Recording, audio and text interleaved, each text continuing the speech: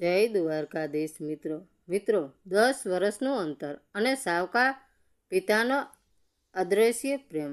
મારી માતાના મૃત્યુને 7 જ દિવસ થયા હતા અને મારા સાવકા પિતાએ મને ઘરમાંથી કાઢી મૂક્યો હતો. 10 વર્ષ પછી હું પાછો ફર્યો અને દરવાજો ખુલતા જ હું ધ્રુસકે રડી પડ્યો. મારું નામ નરેન્દ્ર છે. મારી ઉંમર 46 વર્ષ છે. આ નામ મારી માતાએ પાડ્યું હતું, જેનો અર્થ થાય છે શાંતિ, કારણ કે તે ઈચ્છતી હતી કે તેનો દીકરો તોફાની જિંદગી વચ્ચે પણ શાંતિથી મોટો થાય. પરંતુ મારા જીવનમાં જન્મથી લઈને યુવાની સુધી એક પણ દિવસ એવો નથી આવ્યો જે સંપૂર્ણપણે શાંતિપૂર્વક રહ્યો હોય. હું મારા જન્મદાતા પિતાને ક્યારેય જાણી શક્યો નહીં. જ્યારે મારી માતા 5 મહિનાની ગર્ભવતી હતી ત્યારે મારા પિતાને લીવર કેન્સર હોવાની ખબર પડી. તેમણે પોતાની બીમારી છુપાવી અને મારા જન્મના ખર્ચ માટે પૈસા બચાવવા પોતાનો ઈલાજ કરાવવાની ના પાડી દીધી. અને મારા જન્મના બરાબર 1 મહિના પછી પીડા ભોગવતા તેમનું અવસાન થઈ ગયું.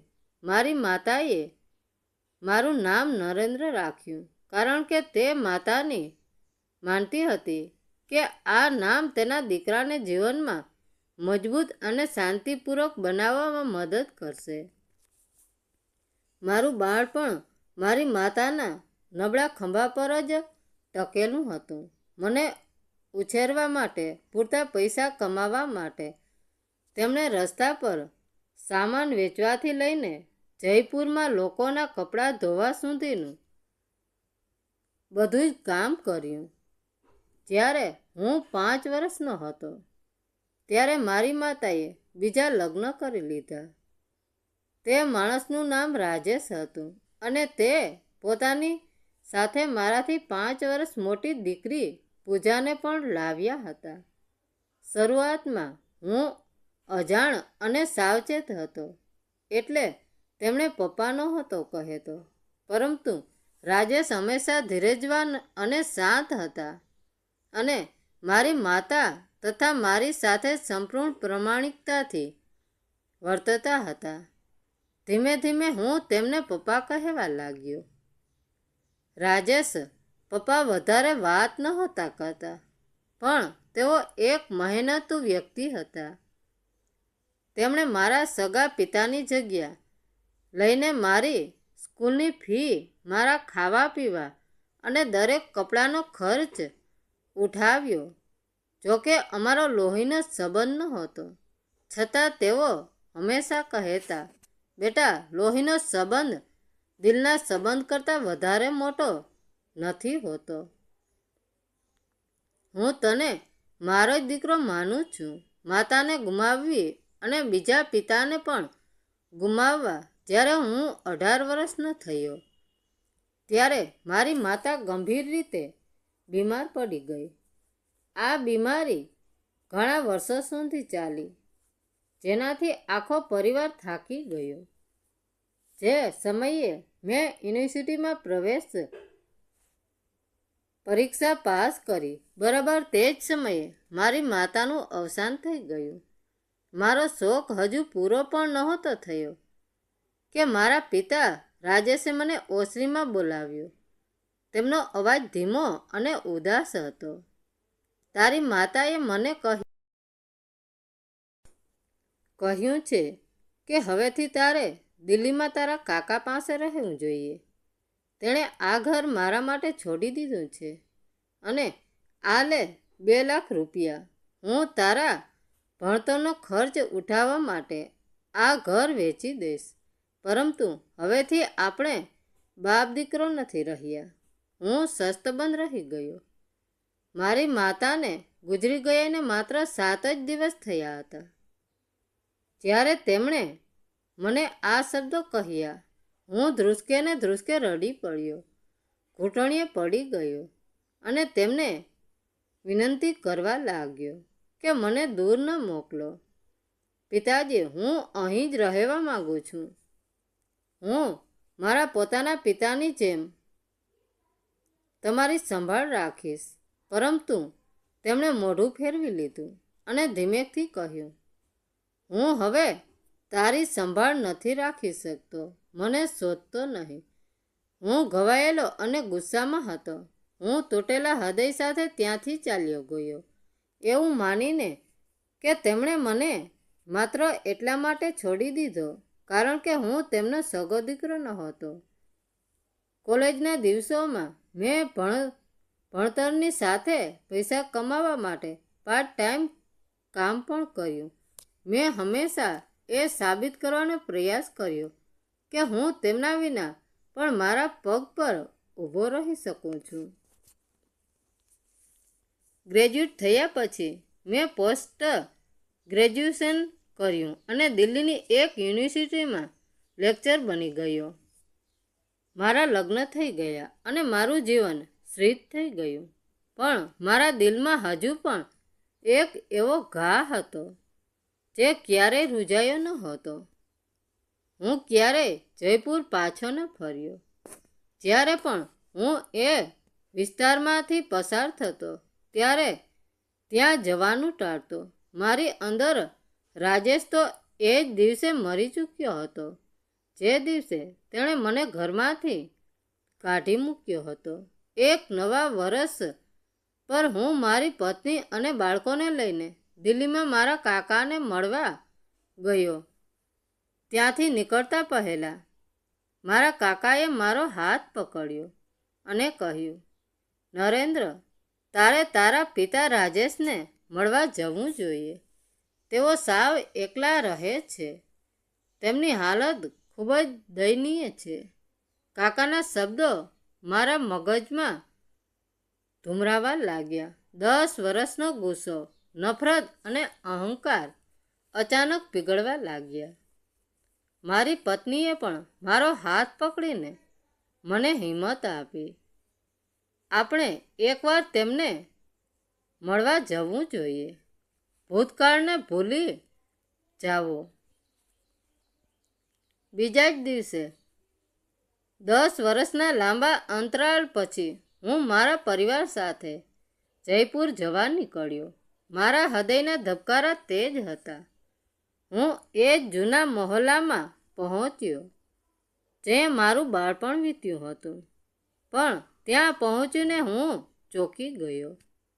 અમારું જૂનું ઘર તોડીને ત્યાં એક નવું મોટું મકાન બની ગયું હતું. મેં પડોશણમાં પૂછપરછ કરી તો એક વૃદ્ધ કાકાએ મને ઓળખી લીધો. તેમણે નિશાસો નાખતા કહ્યું, બેટા નરેન્દ્ર, તારા પિતા રાજેશે તો વર્ષો પહેલાં જ આ ઘર વેચી દીધું હતું. તેઓ હવે શહેરના છેવાડે આવેલી એક કાચી બસ્તીમાં ભાડાના નાના ઓરડામાં રહે છે. તેમણે આપેલી માહિતી મુજબ હું એ કાચી વસ્તીમાં પહોંચ્યો. ત્યાંની ગંદકી અને ગરીબી જોઈને મારું હૃદય બેસી ગયું. એક તૂટેલા છાપરાવાળા અને જર્જરિત દરવાજાવાળા ઓરડા પાસે હું ઊભો રહ્યો. મારા હાથ ધ્રુજી રહ્યા હતા. મેં ધીમેથી દરવાજો ખખડાવ્યો. થોડી વાર પછી અંદરથી ખાંસી ખાવાનો અવાજ આવ્યો અને દરવાજો ખુલ્યો. દરવાજો ખુલતા જ મારી આંખો ફાટી ગઈ. સામે જે વ્યક્તિ ઊભી હતી તેને જોઈને મારા પગ નીચેથી જમીન સરકી ગઈ. એ મારા રાજેશ પપ્પા હતા. પણ 10 વર્ષમાં તેઓ સાવ બદલાઈ ગયા હતા. શરીર સુકાઈને લાકડા જેવું થઈ ગયું હતું. વાળ સાવ સફેદ હતા. ચહેરા પર ઊંડી કરચલીઓ હતી અને પહેરવા માટે માત્ર એક મેલો અને ફાટેલો જબ્બો હતો. મને જોતાં જ તેમની ઝાંખી આંખોમાં ચમક આવી ગઈ. તેમના ધ્રુજતા હોઠમાંથી માત્ર એટલું જ નીકળ્યું, મારો દીકરો નરેન્દ્ર. મારાથી રહેવાયું નહીં. દરવાજો ખોલતા જ હું ધ્રુસકે ને ધ્રુસકે રડી પડ્યો. હું સીધો તેમના પગમાં પડી ગયો અને તેને વળગીને નાના બાળકની જેમ રડવા લાગ્યો. પપ્પા, પપ્પા, મારી શી ભૂલ હતી કે તમે મને આટલો દૂર કરી દીધો? તમારી આ હાલત કેવી રીતે થઈ? તેઓ મને ઉઠાવવા ગયા પણ તેમના તાકાત નહોતી. ત્યારે જ ઓરડાની અંદરથી મારી સાવકી બહેન પૂજા બહાર આવી. તેના કપડાં પણ સાધારણ હતા અને ચહેરા પર થાક હતો. પૂજા મને જોઈને રડી પડી. તેણે મને ઊભો કર્યો અને જે સત્ય કહ્યું તેણે મારા આત્માને ઝકઝોરી નાખ્યો. નરેન્દ્ર, તું પપ્પાને ખોટા સમજી બેઠો હતો. પૂજાએ રડતા રડતા કહ્યું. તને ખબર છે મમ્મીની કેન્સરની બીમારીમાં પપ્પાએ કેટલો ખર્ચ કર્યો હતો? પપ્પાએ પોતાની બધી બચત વાપરી નાખી હતી અને શહેરના વ્યાજખોરો પાસેથી લાખો રૂપિયાનું દેવું કર્યું હતું. મમ્મીના ગયા પછી વ્યાજખોરો ઘરે આવીને ધમકીઓ આપતા હતા. પૂજાએ આગળ કહ્યું. પપ્પા નહોતા ઈચ્છતા કે તારું ભવિષ્ય અને તારું ભણતર આ દેવાના બોજ નીચે દબાઈ જાય. પપ્પા જાણતા હતા કે જો તું અહીં રહીશ તો વ્યાજખોરો તને પણ હેરાન કરશે અને તારી મજૂરી કરવી પડશે. એટલે જ પપ્પાએ કઠોર બનીને તને કાઢી મૂક્યો. તેમણે આપણું ઘર વેચીને અડધું દેવું ચૂકવ્યું અને જે 2 લાખ રૂપિયા બચ્યા એ તને તારા ભવિષ્ય માટે આપી દીધા. મારા કાન પર મને વિશ્વાસ નહોતો થઈ રહ્યો. હું આઘાતમાં હતો. 10 વર્ષ સુધી પપ્પાએ દિવસ રાત મજૂરી કરીને વ્યાજખોરોના પૈસા ચૂકવ્યા છે. નરેન્દ્ર પોતાની બીમારીનો ઈલાજ પણ નથી કરાવ્યો જેથી તું ત્યાં શાંતિથી ભણી શકે.